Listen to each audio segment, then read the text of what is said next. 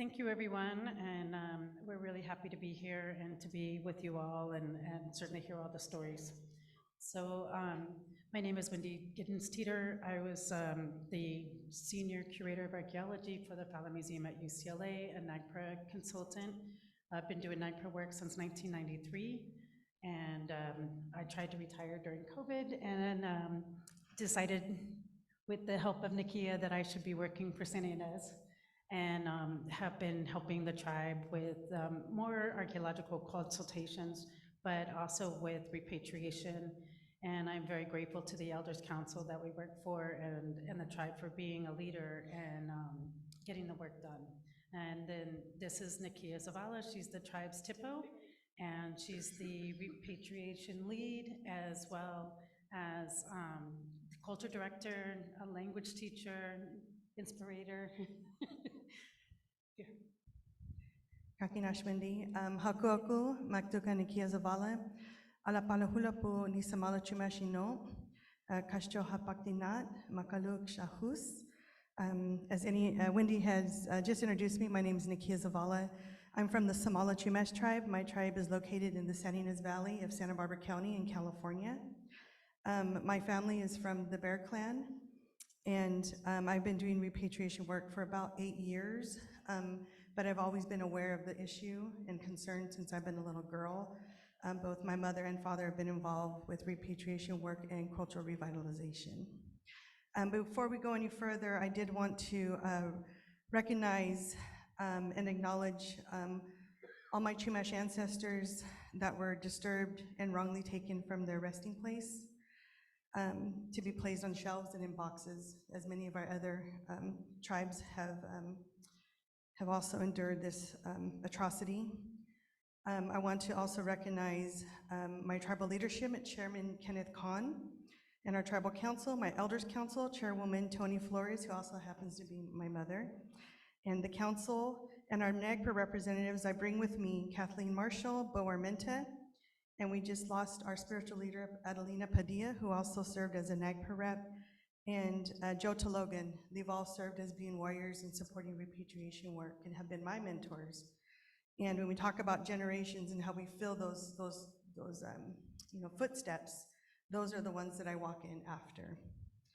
I also want to recognize the fact that I have 5 great-grandmothers that survived through atrocities for me to be here today. And so without those women, I wouldn't be sitting here doing this work. Kakinalan, and it's an honor to be here and speaking in front of you all. Melodi?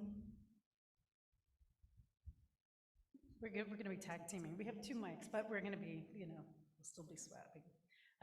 So we wanted to start off with just saying that Ynez has gone through a lot of different stages in working with repatriation, and I'm sure many of you all have seen this in the tribes you work for and institutions. And we've certainly seen a focus change from the 1990s. I first got a NAGPRA grant with the Ynez Band of Chumash Indians in 1998. And at that time, we actually did not repatriate, but we did a lot of work towards helping the capacity of the tribe understand where the ancestors were. And it wasn't until 2016 that we actually did that reinterment of more than 1,200 ancestors. So it was a really big, heavy lift, and it took a long time because things changed and have changed over time, and that includes the tribal capacity. There was expectation during that time from the tribal side that the information that was being provided by museums was thorough and complete, that where there really wasn't that much focus on missing items or what the definitions were that museums were using. It was just a given that you would receive a notice, and then that was what the tribe would be working for.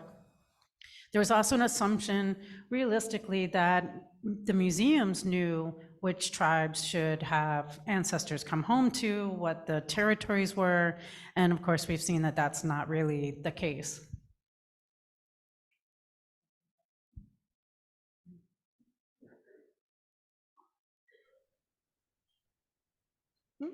Well, that's weird. Hi. There we go.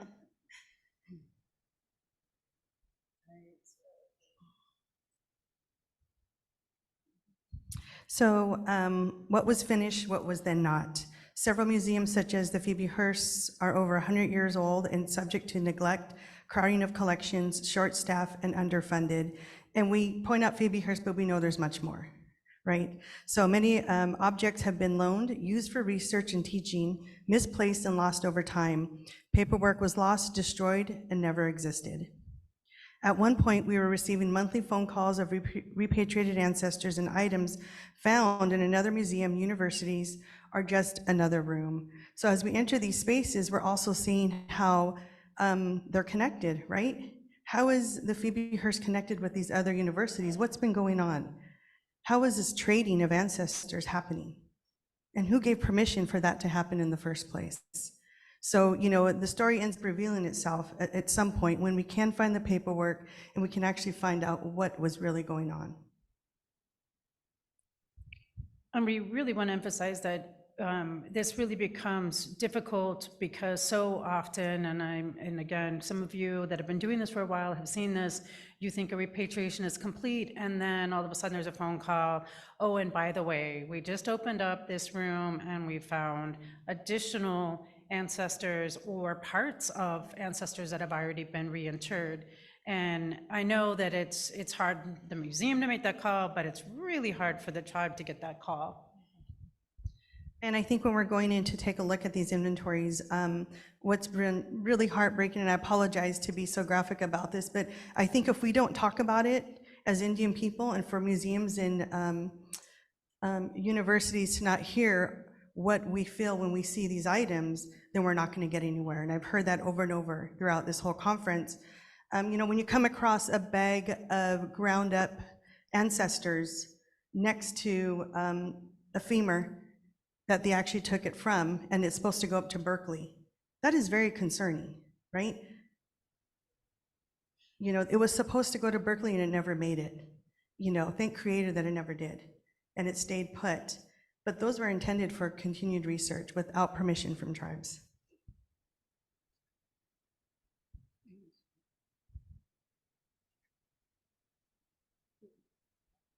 So this was just an example of what an early letter looked like. It was pretty straightforward, and really it was just to let the museum know that the tribe was interested in knowing what the collections were within the museum, what the ancestors were, and where they were from. And then, of course, providing some ethnographic terms that were often used interchangeably and sometimes incorrectly. For ancestors that were from the Chumash cultural area.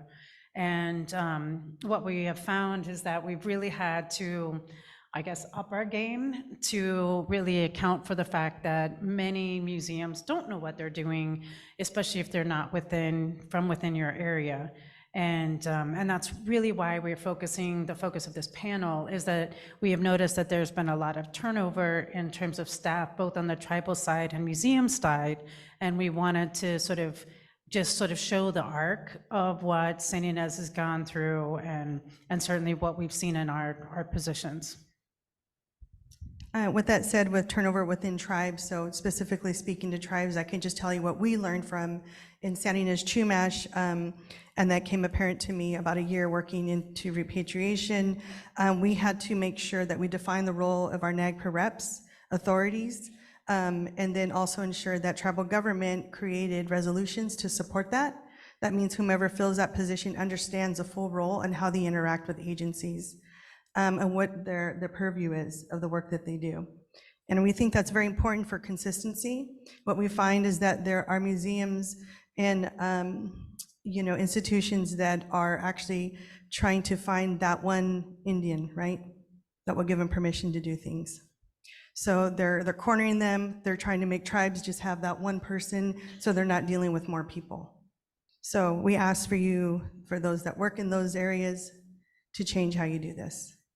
Respect and honor how tribes want to work and consult with you, and be transparent.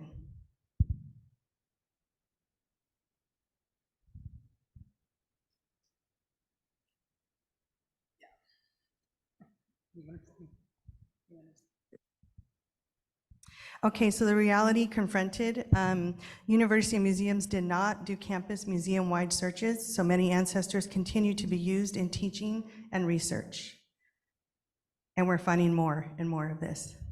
No teaching, research, moratorium on burial sites, ancestors, or requirements for tribal consultation was established at the campus, state, or national level.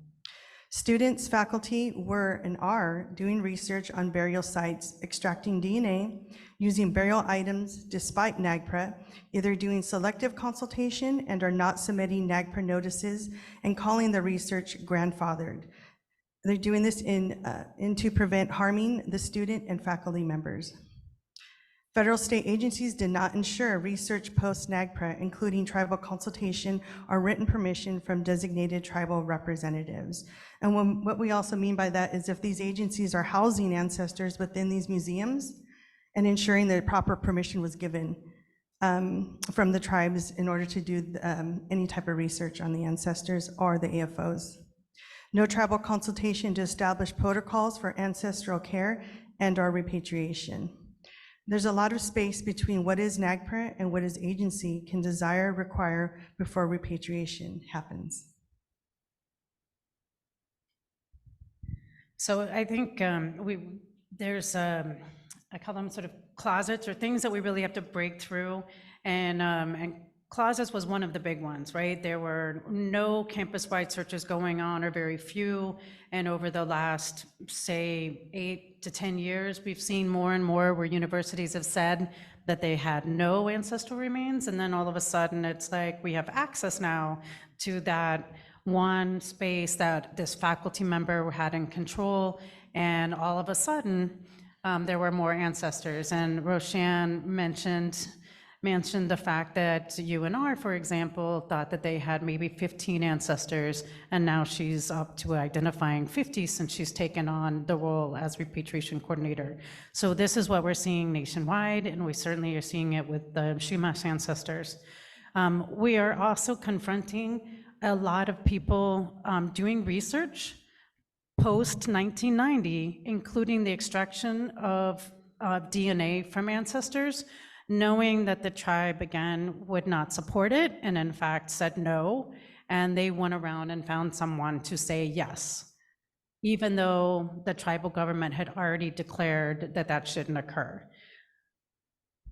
Just out of curiosity, has any tribes encountered that at all? No? No DNA research? Well, I'm glad to hear that, but it looks like California, we have a very unique situation. Honestly, to the point where research is being done and not being given back to the tribe, that we have to go to the SAA, the California Society for Archaeology, because that's where we're actually finding out this information and how many researchers were involved with this type of research. So, the one great thing is researchers, they do all the work and they definitely want to brag about it. So we're going to find out what they did and exactly what their, conclusions were, because it's not being given back or reciprocated back to the tribe.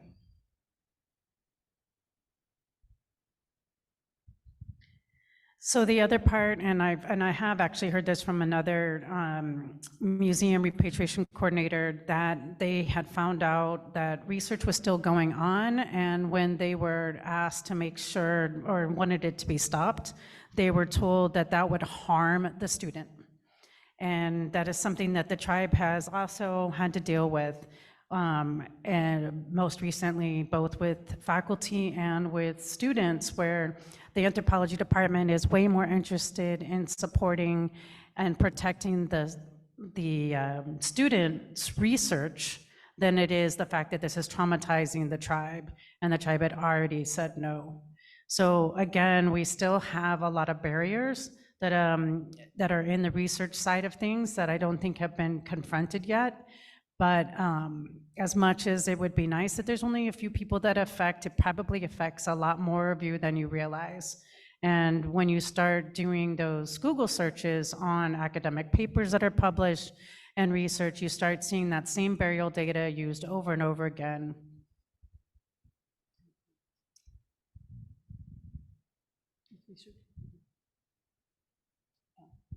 And so I just want to sort of finally say, and we've been talking a lot about NAGPRA and what's in the law and what's not, that this space that's used for tribes and their particular needs is also the space in which research is still operating. So because it's not explicitly mentioned, you see that a lot of people are still doing that research without understanding why tribal consultation is incredibly important, even if it's using data that has already been published.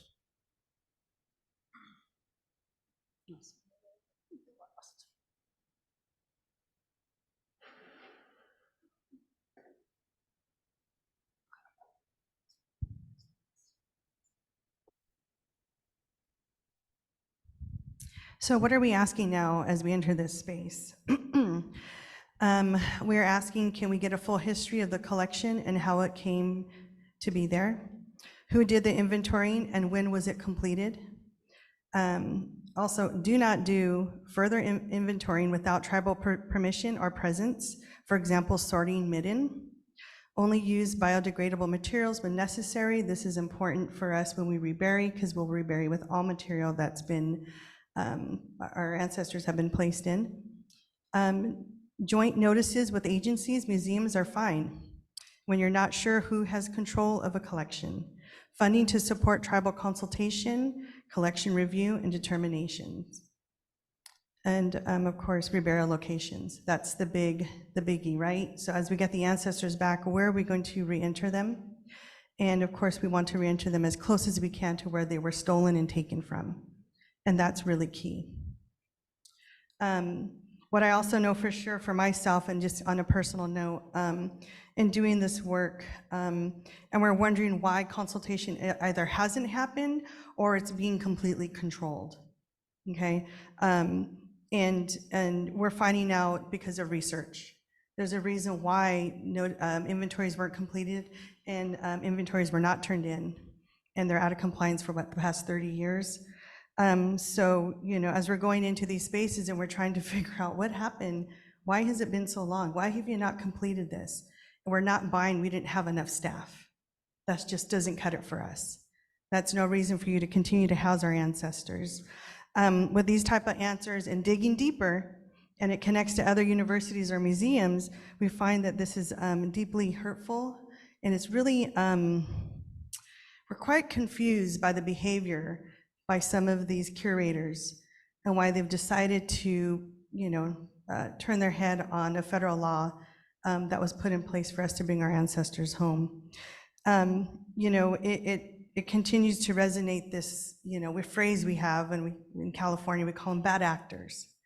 You know, they've been behaving as if they've been friends of the tribe and our tribal people for their own benefits and their own legacy. And I heard that earlier in this conference. You know, why isn't this work getting done? Why are they out of compliance? You know, I can tell you for a fact that I've gone into a facility and actually where NAGPRA was stopped in the middle of transferring my ancestors home, to see a curator be so angry at us for doing what's right that he was slamming his hands on the table, upset, mad, and angry. You know, it didn't make me mad. It actually made me happy. You know, I'm happy he got upset. He had a very unnatural authority over my ancestors, and that's not okay. But I knew I was taking him home, and we were going to be reburying them, and not repeating their ceremonies, right? Their ceremonies were already done when they were buried the first time. We were just putting them back where our ancestors placed them in the first place. I do want to say, Angeline, I think when you said, you know, she had villains in her book, you know, I don't know, that just like resonated with me. And I thought, you know what? Yeah, we have some great people working with us, but we have villains. They really are. These are people that are holding on to something that does not belong to them. And we want to, you know, humanize NAGPRA. Well, humanizing NAGPRA means we have feelings, we have connection. You know, we have to honor those ceremonies that were done many, many years ago. And how do we humanize that? You know, and villains kind of did that for me, because I'm always going like, wow, that curator is really mad. They're really upset that we're up here and, you know, in here doing this work, and you know, they feel such ownership over these items. And one of the other things that we've taken a really deeper dive into is how are these museums marketing the collections? How much money have they been making off students coming in and researching AFOs? You know, these are some things we just like to throw out that we thought of. You know, as we go into these spaces, really paying attention of how they've been utilizing the ancestors in these collections and paying attention to that. Because that will again tell us more about why they're so angry with us entering this space and practicing you know, federal law that is well within our rights.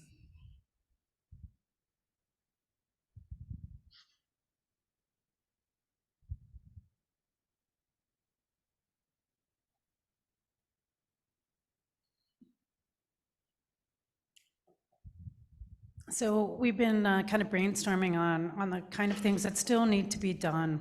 I think more and more there's a request for knowing where the research and analysis are. We're looking especially at genomics and radiocarbon dating labs, and we're seeing that as a lot of these practitioners have been retired, they are leaving behind these legacies. UC Riverside is one example. UCLA had Rainer Berger. UC Riverside had Irwin Taylor. There are many other places that had huge radiocarbon dating labs, and we're finding that they are just filled with collections, with ancestors. What happened though to those samples? Have they been returned? And if you're not sure, it's something to look at. What happened to the radiocarbon dating samples that were submitted to all of these different labs across the country and then sometimes across the world? And who has control over them? Who is, sometimes this material is online.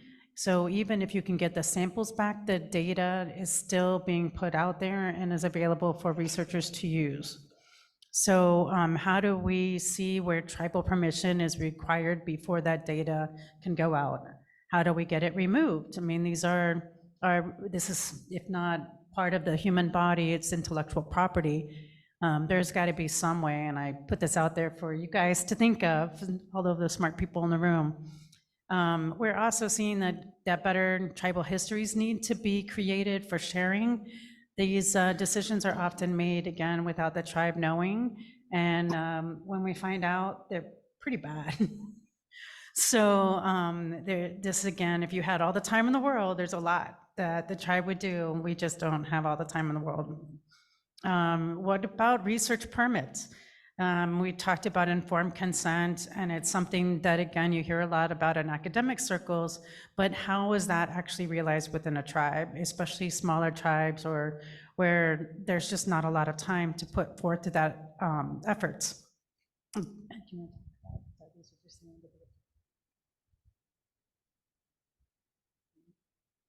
Well, and so the issue really is that we see a lot where people now, it's the latest and greatest, and they say, well, we received tribal permission, or we consulted with the tribe, and there's no one checking that statement. It seems pretty easy, but there's all of the funders, the Ford Foundation, the National Science Foundation, the Mellon. I don't know of any funder that actually requires a letter from the tribe to confirm that permission has been given for tribal research, including DNA studies, to be carried out. And that is a fact, and that is today. And if you look on the NSF guidelines, there is no place that they actually ask you for this information. So this is a huge thing that has to be resolved. And I think when they've also come and said they had consultation with their tribe, I think one I just heard currently was, well, we came and talked to you guys in 2009. Really? Was there any type of written, approval for that type of research to be done? No paperwork was provided. So that one time, speaking to us in 2009, I have no idea who was on my committee during that time. They took it as that was their permission, and then they didn't have to come back and talk to us again until recently. So, really shoddy consultation. We talk about consultation, what does that mean? You know, that's respect to the tribe. You know, if you're going to consult, you better have something in writing, because that's going to come back and haunt you later. And we're going to be asking questions, and we're going to have a lot of concerns over what's being done. And, you know, that's why we're talking about consultation anyways, is because, you know, how badly it's been done. And how we're trying to make a big change within our tribal community. And really, accountability is the word. We want to make them accountable for seeking the right permission, also accountable for cornering an elder and getting permission to do studies that the tribe did not agree to. Matter of fact, the tribe did not agree to at all. And you know, making those researchers accountable for that. So we're going to switch over to Melody. There she is. Take it away. Hello, good afternoon, everyone. I did introduce myself this morning. We might have a few new folks. I am Melodi McAdams. I am a Tribal Heritage Manager for the United Auburn Indian Community of the Auburn Rancheria, where I work with staff, and I've been doing repatriation for about 15 years now. Can everyone see the checklist that should be up? Yes, thank you. So I wanted to just echo and confirm everything that Nakia and Wendy have said. This is such a huge issue with repatriation that is a systemic issue. And I have grown to realize that museums do not repatriate everything. They are not set up to repatriate everything, and there is no intent to repatriate everything for the most part.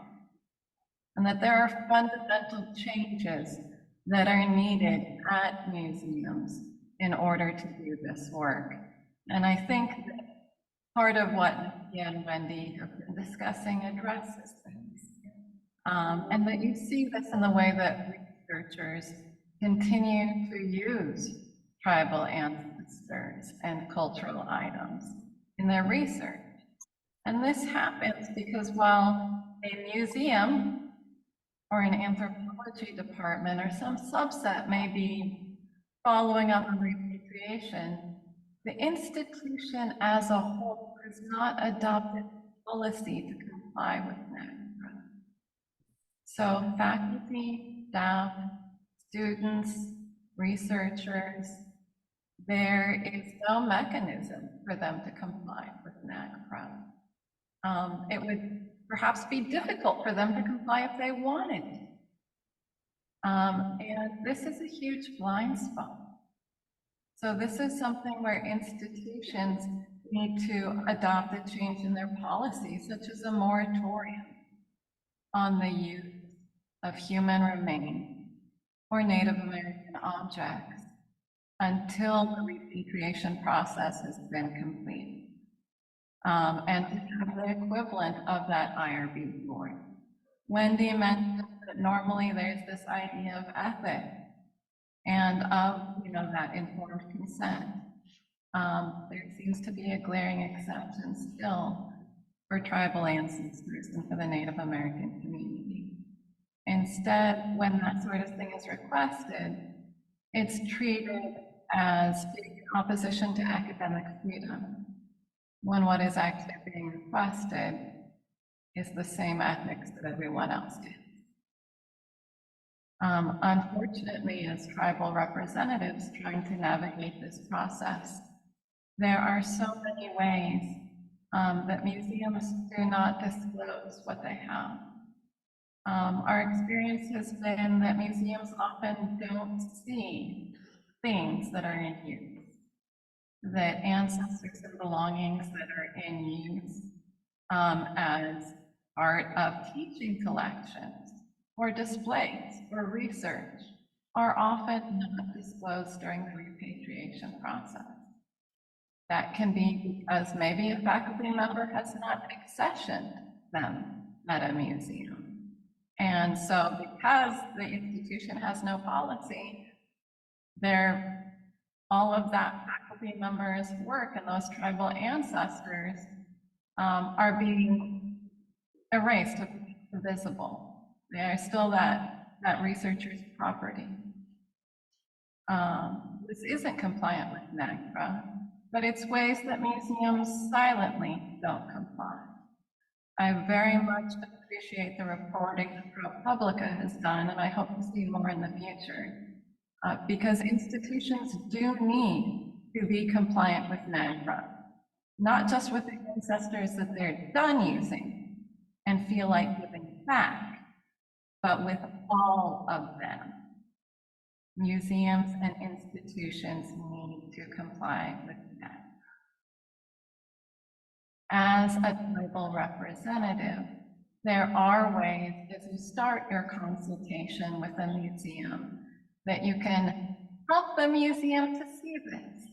Because often museums are so used to their own filters that they don't realize they have them on. They don't realize that they're not including those tribal ancestors that are in a teaching collection, or those burial beads that are on display in a library somewhere, or at an off-site campus location. So unfortunately, at this point, it really is on tribes to do that work themselves, or to advocate for it as part of the repatriation process. And if you look at that checklist that we have up, that this is some of the things that tribal representatives can bring up as they initiate consultation, so that you can put it on the museum to make sure that everything is coming back, and that that is a part of your record of consultation. So if you look at this very first step of consultation with tribes, this is a time for you as a tribal representative. Oh, thank you so much for zooming in. I realize it's a lot of text. For you as a tribal representative to make it clear that you expect the museum to be looking, and how and where you expect them to be looking. Nakia and Wendy mentioned research. This is a place where museums often miss the picture entirely. I have seen so many museums that, on the plus side at least, bring me this 3-page list of all the publications, all the ways that unfortunately those tribal ancestors were used and desecrated without tribal consent. And my question is, everything that is featured in this publication, is it being returned? Because often that is the pathway for tribal ancestors to become disassociated from those collections and not repatriated. So ask the museum to be accountable and say, for each of those, I want you to make a list of the ancestors and the items that are listed in that publication, and I expect them to be repatriated. If they're not, I expect you to follow up with that researcher, and that this will be a process that is completed, and that those cultural items and ancestors and belongings will be brought home. There are also the obvious missing things, such as catalogs and field notes. So you can also reasonably ask a museum, is there anything in this catalog that is missing? Are there versions of catalogs? Do you have records of the accessions? What happened to these? So there are many ways that tribal ancestors and belongings are removed. And as tribal representatives, you can advocate for this. Often it's not included up front, and you do need to advocate for it. The experience that we have also had is that, and that I think a lot of tribal representatives have had, is that repatriation gets sidelined. You make a request and all of a sudden your repatriation process stops so that they can go do this request. And they stop working on your draft notice. And they don't resume working on your draft notice until you realize that they stopped working on it and tell them, hey, why did you stop working on that? You still need to be moving through the NAGPRA process. So it is important that as you have this discussion with museums, you're also clear on your expectations for timeline with respect to your repatriation. That the museum isn't stopping work on your claim or your notice unless you want them to. If you want them to, that's fair enough. But our experience has been that museums often quietly, without telling you, you have to ask, and you'll eventually maybe notice or maybe not notice, hey, we seem to be having a lot of meetings, or they seem to be sending a lot of emails. How come we're never getting any closer to repatriation? And that is the intent of this checklist as well. I really appreciated Melanie O'Brien's presentation from yesterday that made it clear how simple the repatriation process can be. And the purpose of this checklist is to help tribes. So we hear a lot from museums about how museums work through the repatriation process.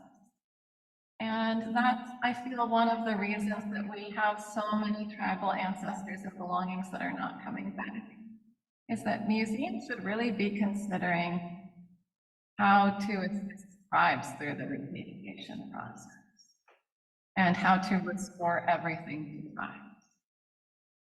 I hear museums who are concerned about having paperwork that is complete.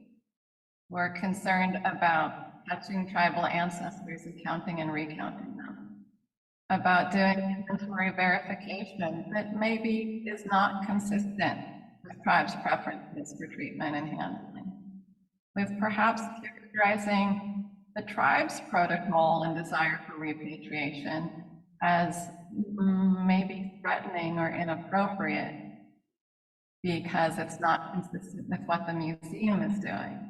And what the museum is doing is following the law. And therefore what the tribe is doing is not following the law. So I think when museums approach repatriation from a standpoint of what the museum needs and of the museum's compliance, they're missing the point of repatriation as a restorative process, and that they should be conducting repatriation to return everything to tribes in a healing manner.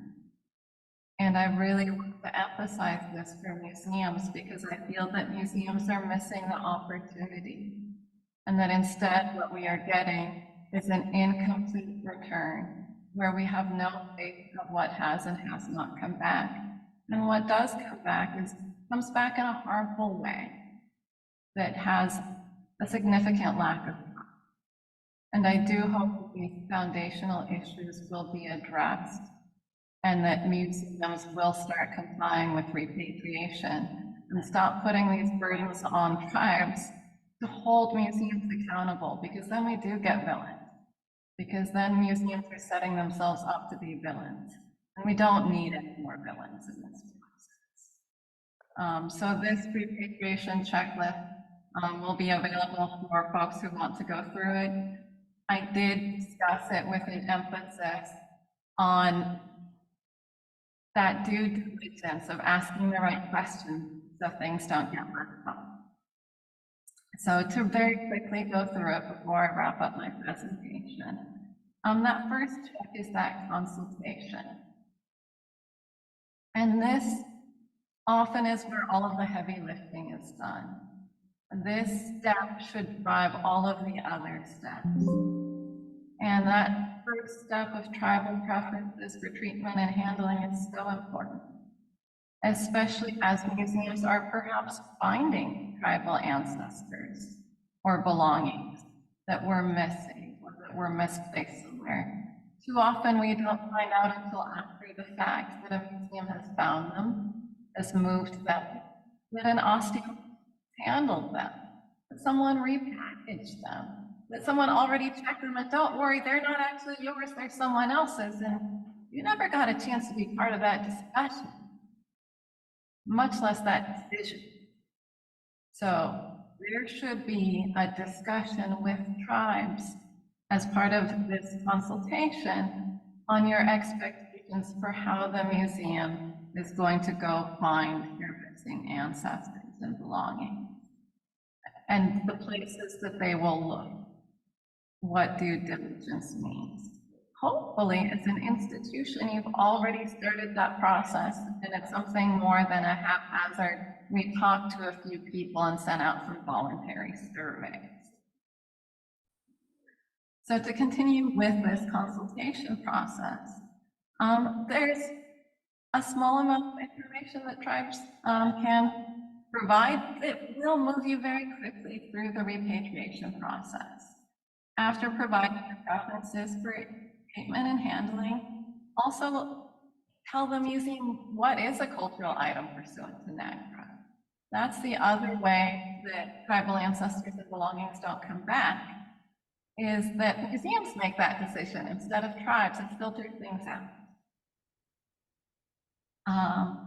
And the tribe should also be asserting their own cultural affiliation rather than the museum making those decisions.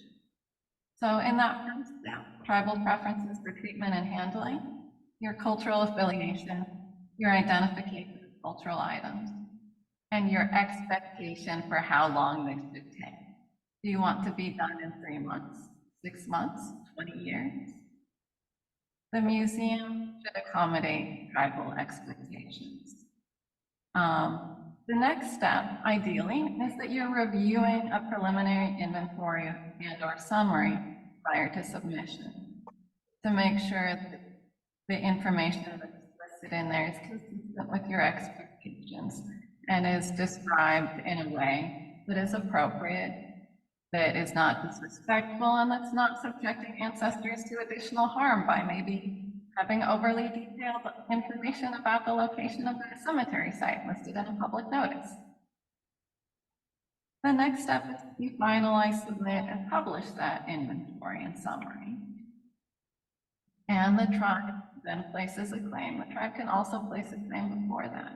But this is a very simple process that tribes can drive as well by saying, hey, we've already consulted. I expect to see that draft notice in 3 weeks. After reviewing the draft notice, I expect it to be submitted to National NAGPRA in 2 weeks, or whatever your timelines are, or to have your claim ready to go. You don't have to do all of this extra stuff. The next step after that, if we move on to the next page, is transfer of control and possession. Now, it doesn't need to happen in this order. Things can happen in different orders. I put the ones that we follow. I know some tribes may do that reburial preparation first. That transfer should happen very quickly. Too often we have institutions that wait until after the 90 days is up and the claim is up to send over their transfer paperwork that they then take several years to complete. That's not within the timelines. The timelines specify 90-day maximum, not to start it, but to finish it. The museum should have their transfer paperwork squared away 90 days after that notice has been published and your claim has been received. Reburial preparation or equivalent. Maybe you're doing that there. Maybe you're doing that at your own facility.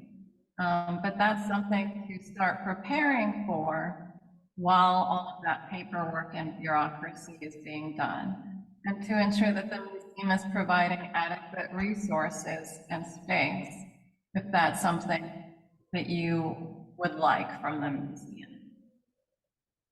And finally, the reburial itself, which you may or may not want to involve the museum in. It's funny because we've heard a lot from museums in the past about how hard this upfront process is, but really the reburial preparation and the reburial, I feel, take a lot more staff time and effort than the inventory and summary do, which are really just a short paperwork process. So if you want to rebury on the original site or need assistance with reburial locations and you have a trust relationship, the museum should be assisting with that if you want them to. as well as things like renting heavy equipment if needed. And finally, documenting and finalizing your repatriation. I have been flabbergasted by the number of institutions that list themselves as compliant with NAGPRA because they published a notice. No ancestors were repatriated. That institution published a notice. So the repatriation isn't done until a tribe feels that it's done. And I'm happy that with the updates to the NAGPRA regs, we'll have better tracking of that, and that museums won't be acting as if they're done with repatriation when perhaps they've never returned a single ancestor. That we will have this better process where it's not until a tribe certifies that the repatriation is done, that it is done, and that we track the success and completion of repatriation based on tribal outcomes. Thank you.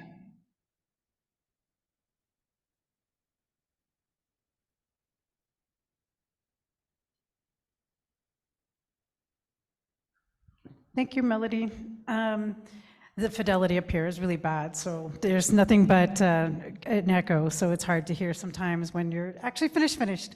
But we wanted to open it up now for comments and questions. We really had hoped in this checklist will be provided, will be sent out through Shannon so that everybody can have it, as well as our PowerPoint. So we're hoping that this will provide some good guidance, but if there's things that we missed or suggestions that you all have and want to share, then we're opening it up to the floor. So I just wanted to start out and ensure that you guys were aware. I let CC know, so we're going to have that go out tonight in the email for everyone that they can have access to that checklist. We do have questions, so I would like to share with the room as well as going back and forth here, but I'll start out here as people move their way to the mics. As someone working in the academic institutions conducting this research and inquiry, how can I be an active change agent? I know the federal policy and some of the technical assistance and supports, but how do we report and ensure that consultation practices are happening to the level and degree to which our new policies and rules call for? It seems academia and art systems are willing to acknowledge to some degree, but then are continually not meeting the expectations set forth by NAGPRA. Thank you. As an Indigenous archaeologist, I don't think that it's really difficult to do good research, but it starts with doing community-based reciprocal research and working with the community in order to figure out what the community needs or wants and what they don't need nor want. So you start by talking with the tribal communities. And I think for me, basically being okay with being told no. I think that's the big thing. So many researchers are presenting their research, but just can't accept no, and constantly are coming back for a yes, or finding back doors to come through to get that research done. Melody, did you have anything? Oh yeah, Melody. I wanted to just echo what Wendy and Nakia are saying. And I can hear the echo, and I apologize to Wendy and Nakia. I feel like I'm blasting you with my sound. But the researchers who are most successful at working with our community at United Auburn, and there are quite a few actually, are the ones who, rather than saying, hey, I have this thing that I want, come to the tribe and say, these are my skills, is there anything you want? And it would be helpful to you. And those have been successful collaboration. Thank you. Do we have anybody at the mics over here? Okay, if you get a mental whatever, feel free to make your way over there. Another question that we have is from Martin Schultz, one of our good friends here. Another important question is, what changes to the inventory have happened through exchanges with other institutions and/or private collectors, as these might not necessarily have gotten the information the original institution had? For example, the National Museums of World Culture in Sweden have more than 1,400 entries in the inventory coming from California alone, large parts coming through exchanges with institutions in the US like the University of Berkeley. Big shout out to Martin. We love Martin. Sorry you couldn't be here in person, especially for the conversations tomorrow. And yes, we have seen that there's a lot of ancestors as well as cultural items that are in European institutions that have UC Berkeley numbers on them. And certainly the Smithsonian was really big in trading, and for NMAI and for Dorothy, what we've heard is that they will not work to get those transfers back from the European institutions. I don't know about Berkeley, but certainly we've been talking about how can we facilitate the information that the Smithsonian has about these transfers getting to the tribes so that you will know where those cultural items and ancestors went, and can start working with people like Martin to facilitate those indigenous or international repatriations that need to happen. You guys good with that response? Melody, did you have anything? Yeah, I just wanted to say this goes back to the importance of a plan and transparency. Right now, I don't know of any institution that has a written plan for this is where ancestors and belongings have gone. We protect these buildings, we protect these, loans, and it really systematically looked at and tried to recover and address where everything has gone. Instead, we get a one-off consultation by consultation, similar to experiences that for contamination, where people just believe that it's difficult and that it's out of scope, and we kind of have to just take what we're given. And this isn't rocket science. We had an meeting when we were first set up, and then we have to take care of trading business with all of the scientific testing now. And we know how they were traded and how they were used and how they are used. And we need to sit down and get that sorted out. It's not too much work. Museums make this problem, it is up to them to work through it in a transparent and consistent way. Over. Not to mention that we need funding, right? I mean, that's a lot of work to be done in Europe, so maybe some of those countries would support tribes going over to doing some of this work, and of course, any funding here in the United States would be great. So the next one is a question for the panel, or if Melanie or Shannon need to inquire or be inquired as well. If a museum hasn't fulfilled the requirement of consultation as required under the law or regs, is this sort of research breaking the law? Isn't consultation step one of NAGPRA compliance?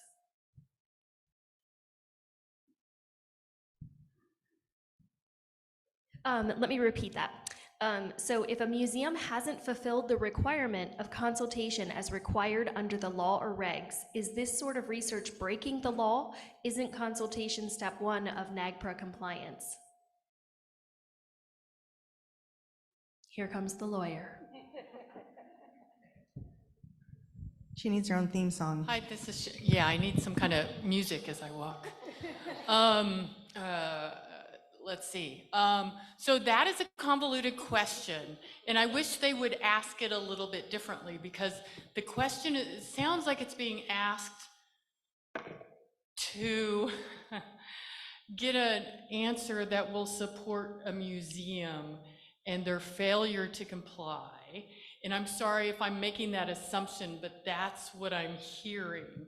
So the process laid out, and that will absolutely be as clear as day when the new regulations pass, is that the process is that the institutions create a list, they use the information that they have on hand right? Not any other research. They don't go, oh, there's Melanie. And you can correct me if I'm wrong. They don't do anything else. They don't have to go outside of their card catalog or the information that they have on hand. They take that information, then they use that to reach out to potentially affiliated tribes. And then they ask and initiate consultation, in which tribes can come and say, this is how we want consultation to happen. And then there's a series of timelines that happens that moves forward to a determination of cultural or potentially geographic affiliation, depending on how the regs hold out. So their question is, we want to do more research, and we have to because of consultation. So quite often what I see happening with consultation is there's a lot of back and forth between tribes and institutions, which is great. And NAGPRA, remember, is the foundation, it's the baseline. So tribes and museums can do more than what NAGPRA requires, that kind of step-by-step process I laid out. But museums should not be doing more if they don't have consent of the tribes, because the museums do not have any legal holding except to caretake for those ancestors and cultural items. So they have to work. It's my position, I don't know if DOI will support me on this, but it's my position as a lawyer that they would absolutely need free, prior, and informed consent from those tribal nations before they move beyond the strictures of NAGPRA. Well, how would you like to respond to that question? Before you begin, Melanie, maybe some context here. This is coming from Veronica Passfield, who is Anishinaabe, so maybe in the way she wrote it was a little different, but go ahead. Oh, it is on. Thank you. Well, I thank you, Shannon, for inviting me to correct you if you're wrong. And actually, I agree with everything you said. Maybe right up until the end there. But I think that the question that Veronica was maybe asking is research, like you were describing, a failure to comply with NAGPRA. The efforts perhaps that have, or the research that has been done on ancestors over the last 30 years since NAGPRA was passed, is that against the law? And the answer is no. The law does not prohibit research. The law does not require any additional research. It's very clear that for the purposes of complying with NAGPRA, research is not required. You can fully comply with NAGPRA without doing any additional research. Does it prohibit the research? No. Congress did not say you cannot do the research. Congress did say that you have to consult, that you have to complete your inventories, and that you have to repatriate upon request. Now, I think it's important, maybe because I'm a historian, but I think it's important to put that in context, because when Congress said all of these things, they said it in a 5-year time period. They said you have to do those steps Shannon just described.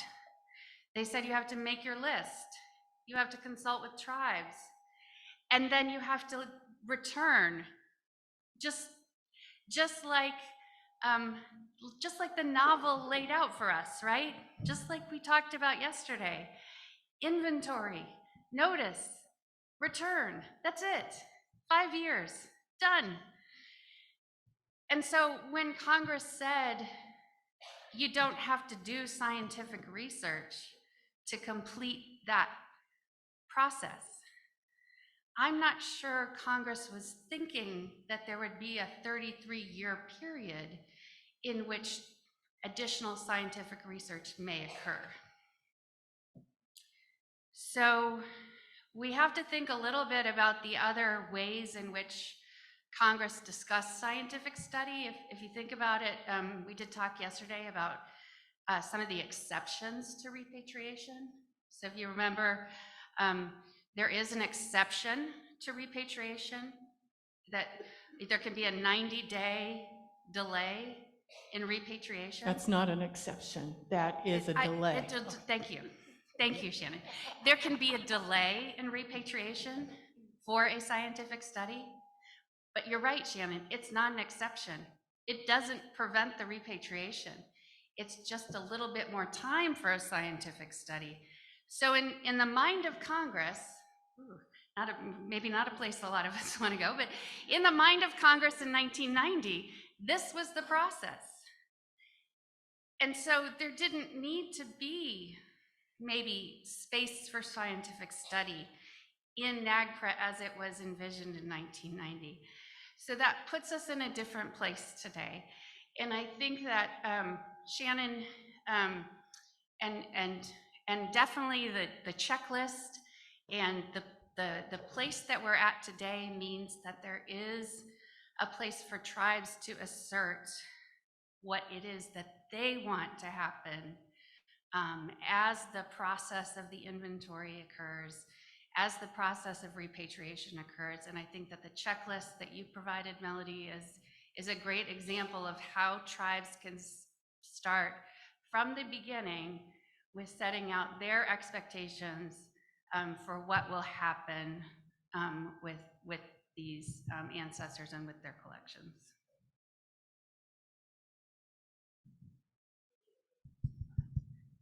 Yes, thank you, Melody.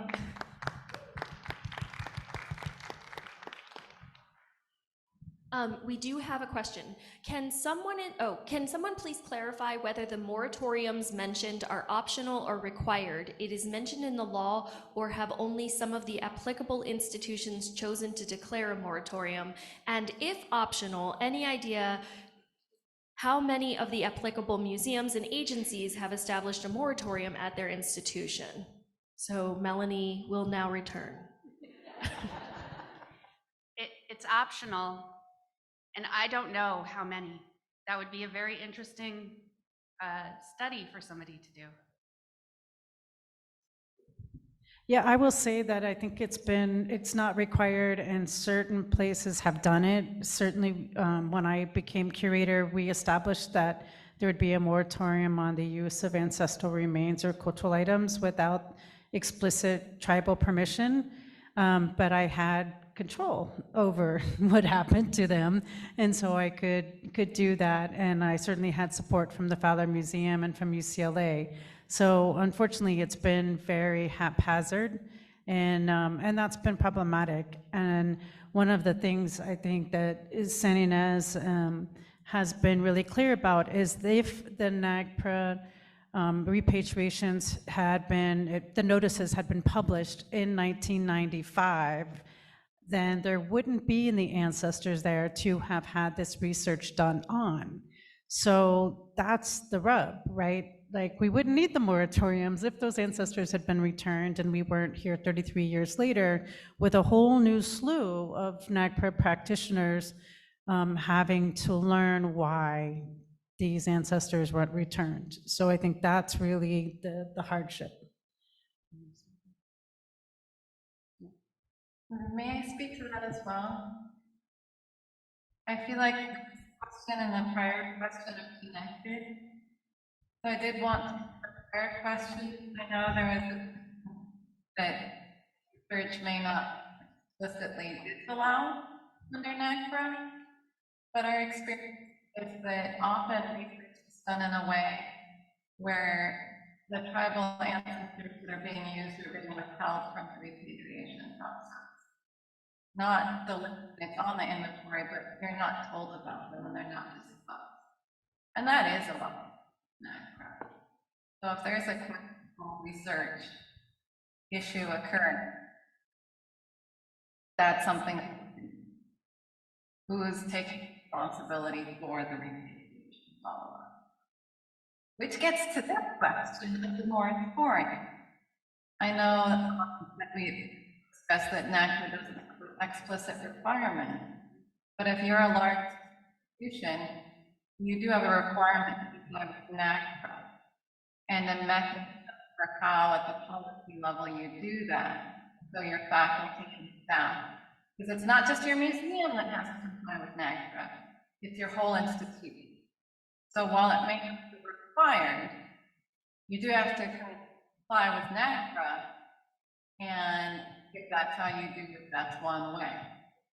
So I would argue that a lot of institutions are failing to comply with NAGPRA at a systemic level.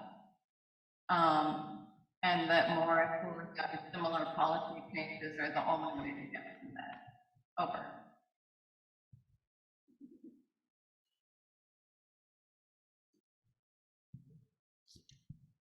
Thank you. As far as I am down here, I don't have any more questions. If there's anybody else out there, which I think there is, and I think Shannon's coming, so we need like the Jaws is what was voted on in here for her song. I'm just repeating. Can I ask my question? Are we good? Okay, so NAGPRA does not exclude research, and so I'm assuming that that also includes destructive testing. What is to stop institutions from doing destructive testing on our ancestral remains? It hasn't.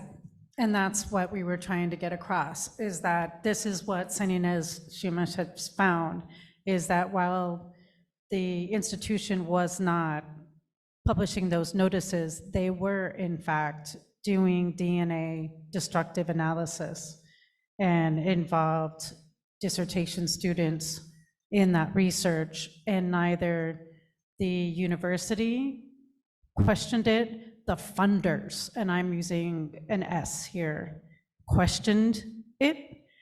So we have a big problem, and that's what we're trying to point out, that if you're looking for any of these institutions 33 years later to be recognizing the sovereignty and the importance of tribal consultation on their culture, their ancestors, it's not happening.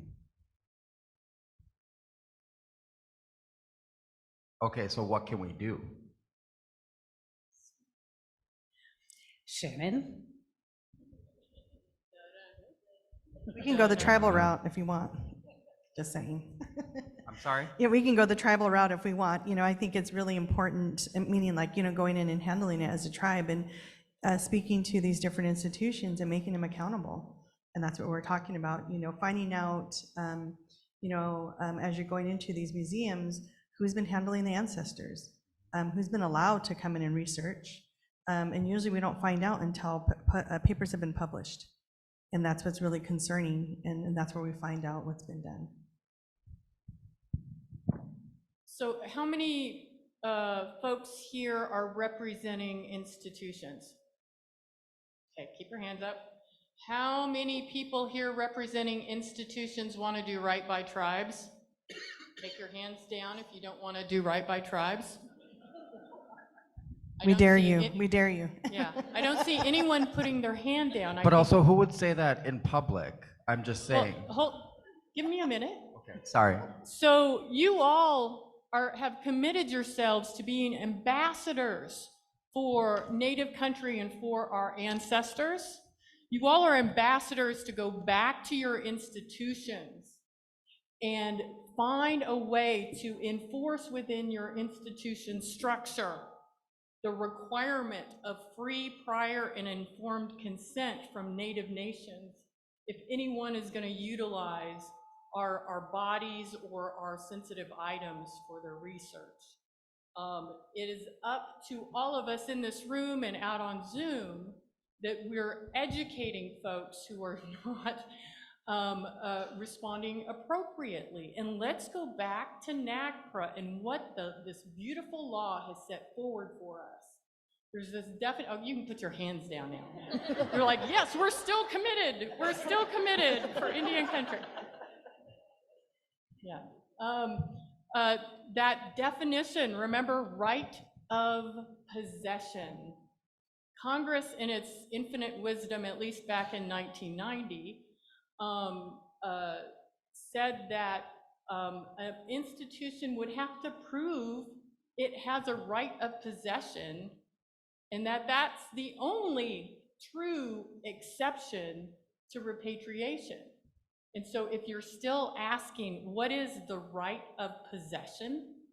That means at the time of the taking, the appropriate government structure with the tribe, the appropriate authority within the tribe actually gave that free, prior, and informed consent at the time of the taking. Yes, this is a gift, this is yours, and here's proof of this gift.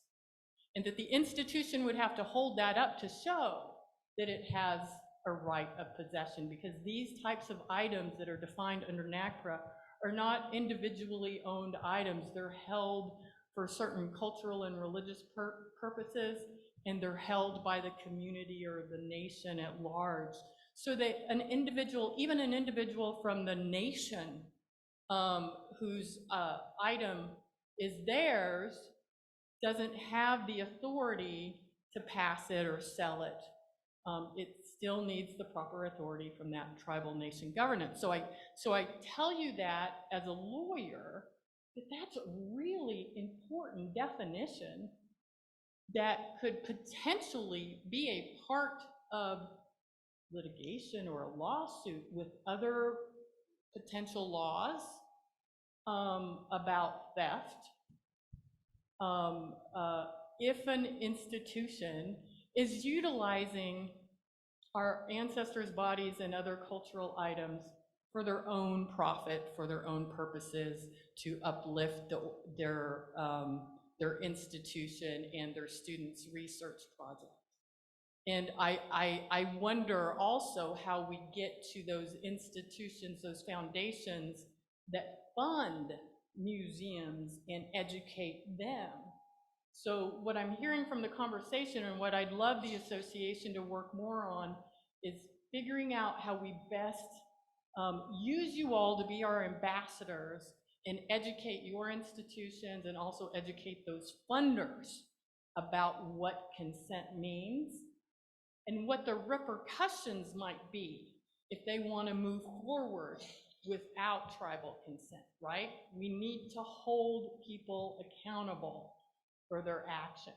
And tribes have. Was it the Havasupai or the Havasupai and the ASU, U of A, one of universities, Arizona State, ASU, thank goodness, it's not U of A. Okay, yes, ASU's taking of DNA and using their DNA for research other than what they had, what those tribal members had consented for. So sorry that was a little bit of a long-winded explanation, but I think instead of just discussing how it's not in NAGPRA, let's move the conversation as how we fix this. Where do we go from here? And those are the discussions I know we were having yesterday in our tribal training. And hey, you still have 15 minutes for more discussion, so let me shut up so you can keep going. Go ahead. I just want to comment, Shannon, are you asking, those that are working with the museum and institutions to go back and, be advocates. In the work that we've done, we actually had to go, of course, beyond the curator, because that's where the problem was. We had staff that worked with us that understood and wanted to comply. They were of a younger generation. They weren't of that older archaeology generation where, as I said, they had that one Indian that gave permission to do whatever they wanted. But I encourage you to go higher. And I say that in a way that hopefully that's done respectfully. Talk to your executive director or directors of your museum and have these conversations about NAGPRA and the work that you're doing, because as we know, this work is beyond even the policy, which supports it. But, as Indian people, there's the whole spiritual aspect of it, and knowing that you're doing this work on behalf of the ancestors and to and help us out with returning them back to their resting places. So I ask for a higher calling, even beyond a federal law, and knowing that this is what we as Indian people want, and this is the desire of the people. Thank you. Cool, sorry, this seems to happen to me a lot where I have questions and then I just have more questions than answers. And I appreciate the answers, and that was great. And even long-winded. I get long-winded myself. So I guess I'm a little curious on being proactive versus being reactive, because litigation and lawsuits and all that stuff takes a long time, and it can still, like, people can still do the things, right? They can still do destructive testing, destroy our ancestors' remains, destroy our cultural items of patrimony and matrimony. And so I am still very curious on how exactly do we be proactive, and is there a running list of all of the institutions in the country that has human remains or had an anthropology department or archaeological society happening at their institutions, and who's in charge of those places and who's been in charge of those places, and are they compliant, are they not compliant? And because I'm sure we do not represent every institution in the country within this room, and I do commend all of you for being here and for raising your hands to stand up and to protect the ancestral remains. And I do also encourage you to go back to your institutions and do everything in your power to repatriate as much as you possibly can, as quickly as you possibly can, which is my goal. But yeah, I am just curious about like a running list of all of the institutions in the country and who's in charge of them, and that, yeah. Sorry.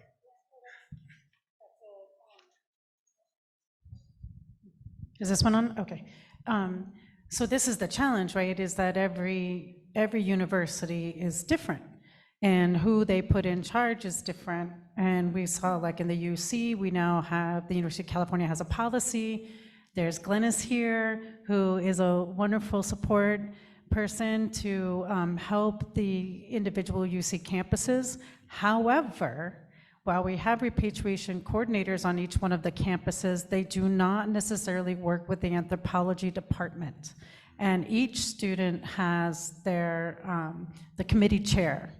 And the committee chairs are the ones who basically make sure that the student is doing the research in the appropriate way. And they don't necessarily care, or they don't know, or it's in their interest to not know or not make sure that it's done correctly. So there doesn't seem to be any accountability, because the faculty senate would then be over the individual faculty members, and the faculty senate doesn't take this up. They're not usually involved in repatriation. So we have this disconnect between the practitioners and the academy who are doing the research. And I think that was my biggest frustration when I was at UCLA and in the UC, and now we have NAGPRA, and we have new repatriation law in California for the CSUs, and Adrian is here, who's doing that job for the CSUs, and those are all new people. So they don't necessarily have the clout. I mean, I'm just loud. So I will go and run around at UCLA and do whatever I want, and they put up with me for that long. But for new people, they're concerned. They don't necessarily know where to go. So I do think supporting Desiree Martinez and her I Read letters. I Read letters are great. I think San Ynez has got some I Read letters coming, but I think it's time to put John Yellen on blast, the National Science Foundation. It's time to put the Ford Foundation on blast and say, what are you guys doing? Like, you have all of this EDI all over the place and making information open and accessible, but there's not a single part in there that asks for a letter from the tribe. And in fact, I've heard most recently that they don't want letters from the tribes in deciding who gets funded. That's a problem, right? So I think that's where we start. And for all of you guys that are local, go back to your local universities and start asking for some accountability. I was interested in the IRB format because Native people are protected under the IRB process, but the harm to Native people is not covered. So that's weird, right? So I do think that there could be some tweaks there perhaps, but we do have a really big problem that's a little bit difficult to manage. Yeah, for sure. I appreciate all your answers, and I'm all about solutions. So I'm ready to continue having conversations and ask difficult questions and try to hopefully have the discussion in a good way. So, miigwech, thank you. Speaking of difficult questions, I have one back here. For museums who say they want to do better but seem to have an endless list of tasks and emergencies to take care of that get prioritized over repatriation, how can we get them to stop putting it off? The ancestors have been considered culturally unaffiliated, so they haven't been returned home in this particular case, and I think a lot of us can sympathize with that scenario. Good luck.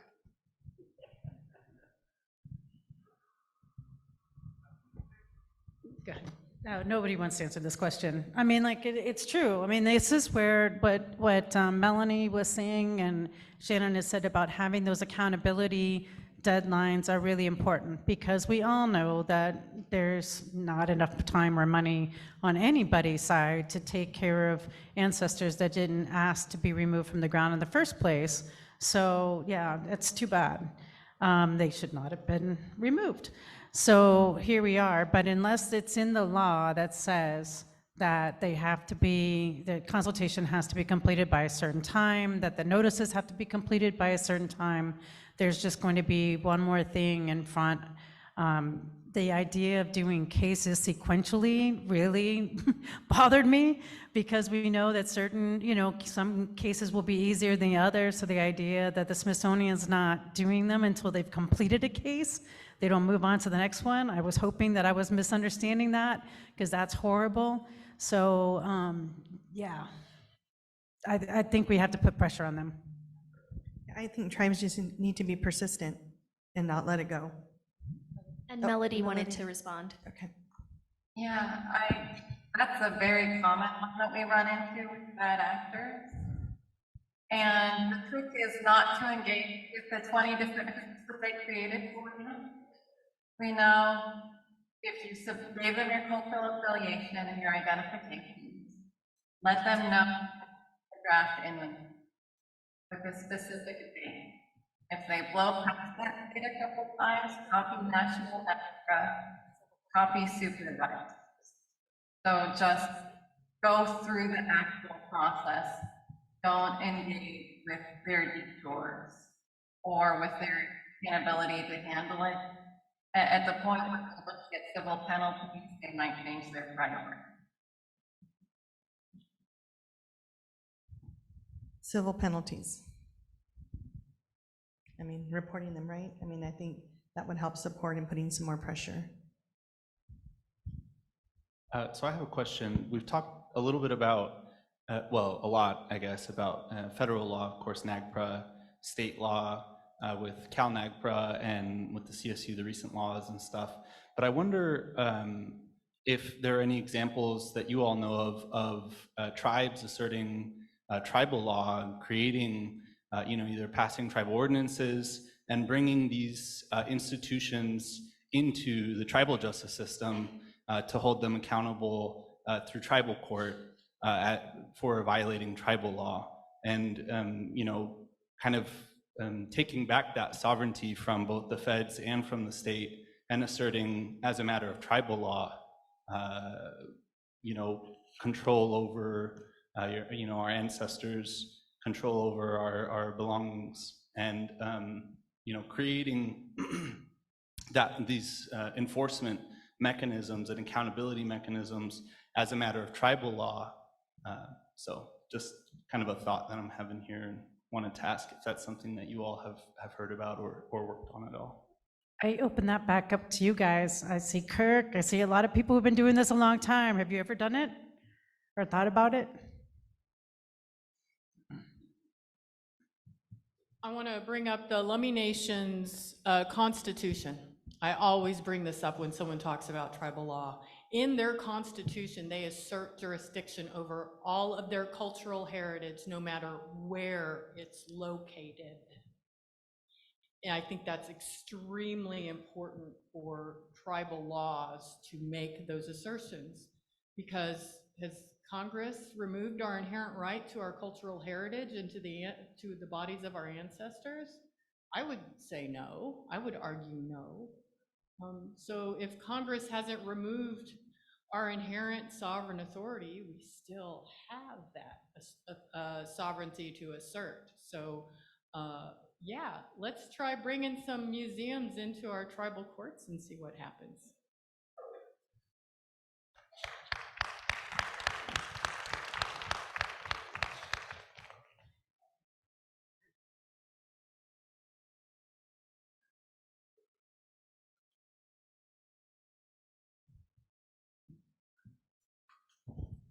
In closing, I did want to say there are some really great institutions within California I do want to point out.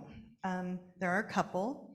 I want to mention the Autry Museum and UCLA that has done an excellent job following the law, shown great respect for our tribe, and continues to build a productive, respectful, transparent relationship with the tribe. And I think they've done an excellent job. I'm also on the UCSB repatriation campus committee, and I do want to say UCSB is working towards doing a much better job, and we're working very hard with the tribes to return ancestors back home. And so, I can't say everyone in California. So, I do want to say Karima, I know she's here. Thank you, Karima, for your kindness and making us feel always welcome in your facility. And Wendy, I know you're not there anymore because you're with us, but UCLA has done a great job as well. So thank you all for listening to us, and hopefully, we shared some of our insight and experience, and you're thinking about some of the topics we brought up, and hopefully asking questions, especially about research and finding out if any research has been done on your ancestors. And hopefully there hasn't, but if there has, hopefully it leads you to the trail of bringing back home any test samples, finding out where those tests were done, labs in Denmark, anything overseas, as well as here within the United States. Thank you.